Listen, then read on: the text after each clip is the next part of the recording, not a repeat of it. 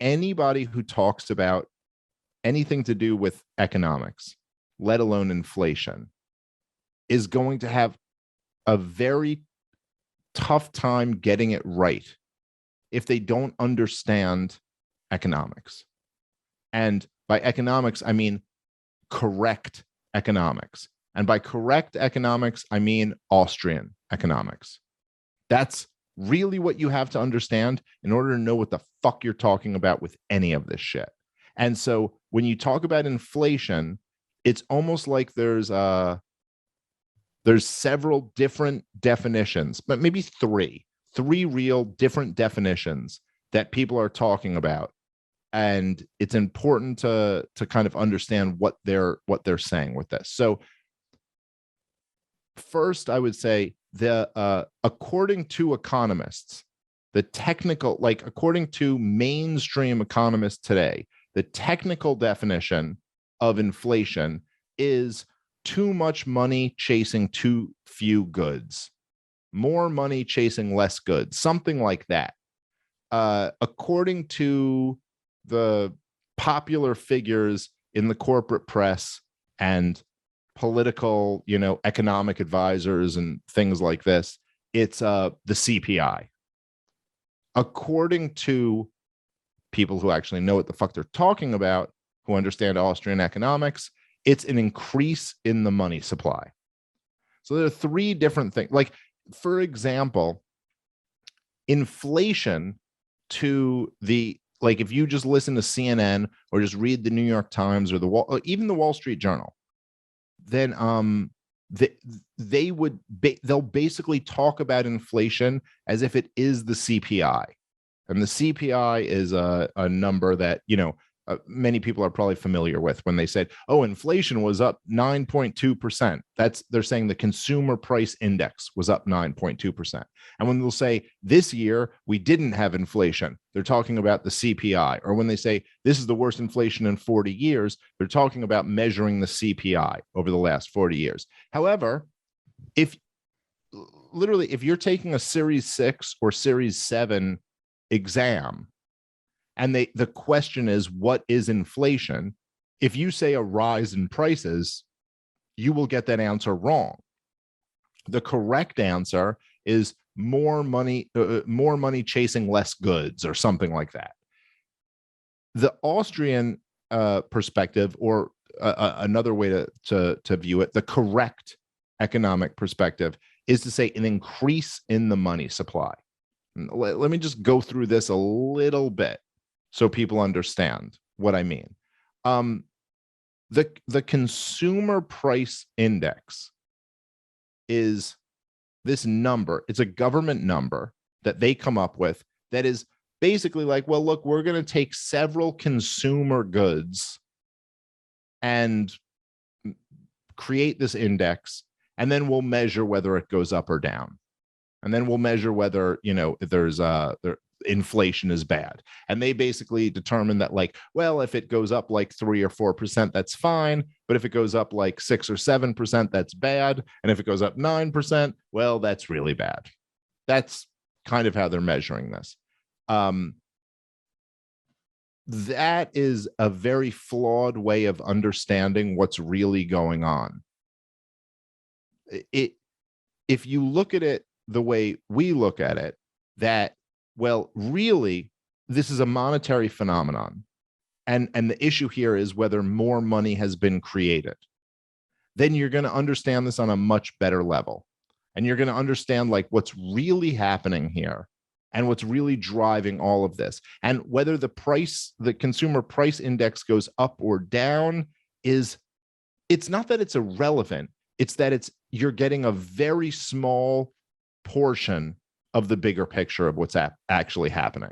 Does that make sense? Like the way I'm saying it? Do you get what I'm saying? All right. So for example, well, look, even within the consumer price index, they're only taking into account a small window of prices, what they call consumer prices. Like, okay, there's lots of prices out there. Some of them wouldn't call it consumer prices, but I don't know. When You know, like a lot of people will say, hey, in 2019, there was no problem with inflation. But in 2022, there's a major problem with inflation. But in 2019, Donald Trump was bragging about a record high stock market, right? Well, okay. I mean, that may not be eggs and milk or gasoline or whatever prices people have a problem with going up today. But what is that? That's prices going up, right? Like that's prices are rising. Okay. It's a certain class of prices. There's lots of different ways to look at what prices are doing, or housing prices, or all. There's lots of different prices, and all of them going up have kind of the same issue. You know, if stock prices are going up, well, okay, it's a lot harder for someone else to buy into the stock market now. Now, okay, I understand where some people say that's not as important as if the price of eggs and milk and cereal and bread are going up. But I'm just making the point that it's still prices that are rising. All right.